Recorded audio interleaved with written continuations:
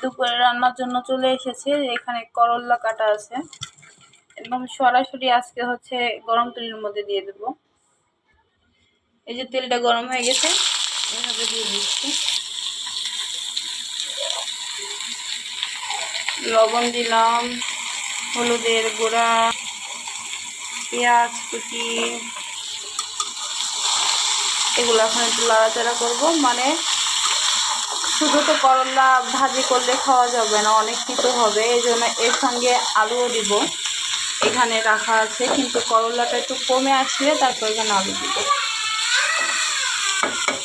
এই যে এখানে একটা ইলিশ মাছ ভিজিয়ে রেখেছিলাম, মাথা ছাড়া। এই 2-3 দিন আগে হচ্ছে মাথাটা মিষ্টি কুমড়া দিয়ে রান্না করেছিলাম, আঁশ সহই রেখে দিয়েছিলাম। এটা আঁশগুলো তুলে মাছটা কেটে নিতে হবে। করলা কিন্তু অনেকটা কমে আসছে, এরপর যে আলুগুলো দিয়ে দিলাম।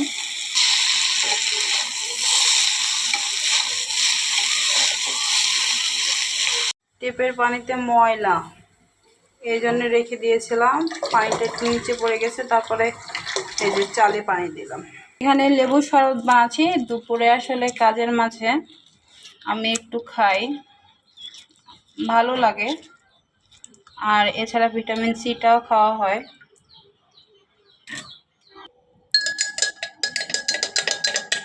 এখানে কিন্তু কোনো লবণ কিংবা চিনি দিইনি, এটা শুধু এমনি একটু লেবুর রস আর পানি দিয়ে এইভাবেই খাই আমি। করলা ভাজিটা হয়ে গেছে। আর এই করলাটা অনেক তেতো, এতগুলো আলু দিয়েছি তারপরও যে তেতো ভাবটা একদম স্ট্রং আছে, মনে হচ্ছে একদম নিম পাতা। এখানে হচ্ছে কুমড়া বড়ি ভাজবো। অল্প করে তেল দিয়েছি, বেশি তেল দিইনি, কারণ বেশি তেল দিলে না কুমড়া বড়িগুলো পরে খাওয়ার সময় কেমন জানি একটা তেলের গন্ধ লাগে, এই জন্য অল্প তেলে ভাজবো। আর এই কুমড়া বড়িগুলো হচ্ছে বাড়িতে তৈরি করা, একজন আমাকে গিফট করেছিল। আমরা আসলে সাধারণত বাজার থেকে কেনা কুমড়া বড়িগুলো খাই, আর এই বাড়ির কুমড়া বড়িগুলো হচ্ছে যে সেদ্ধ হতে অনেকটা সময় লাগে। এই জন্য এটা ভাজার পরে একদম মশলা যখন কষাবো সঙ্গে সঙ্গে দিয়ে দিতে হবে।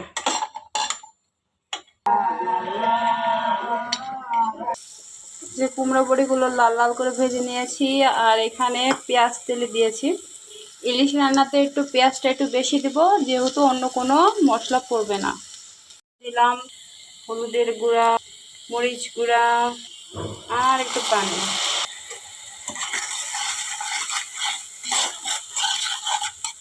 এই খুবই সামান্য মশলা দিয়ে কিন্তু ইলিশটা রান্না করব, যাতে ইলিশের যে নিজস্ব স্বাদ গন্ধ সেটা সুন্দর থাকে। হ্যাঁ,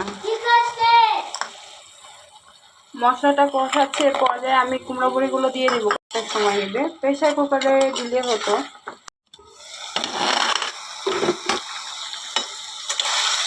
মশলাটা কষানো হয়ে গেছে, এর মধ্যে হচ্ছে সবজিগুলো দিয়ে দিব। এখন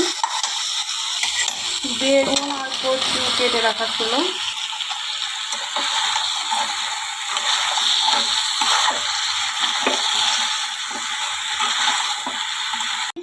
এই যে ইলিশ মাছ নিয়েছি, এখানে 5 পিস নিয়েছি। 3টা হচ্ছে পেটি আর 2টা গাদা নিয়েছি, আর বাদ বাকি আমি ফ্রিজে রেখে দিলাম।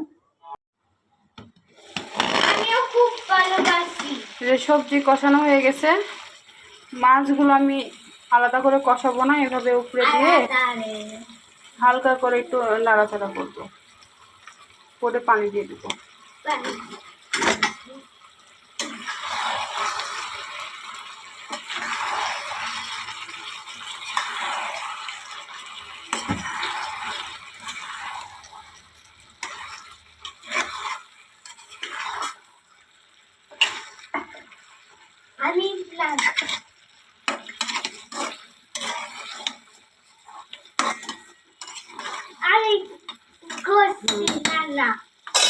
এভাবে ঢেকে দিলাম, একটু পর পানি দিয়ে দিচ্ছি।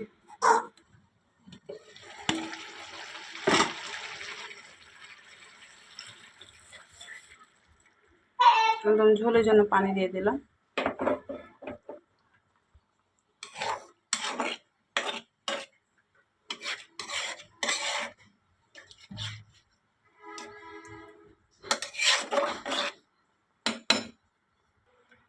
অল্প করে একদম জিরা গুঁড়া দিয়ে দিলাম, না দিলে আরও বেশি ভালো।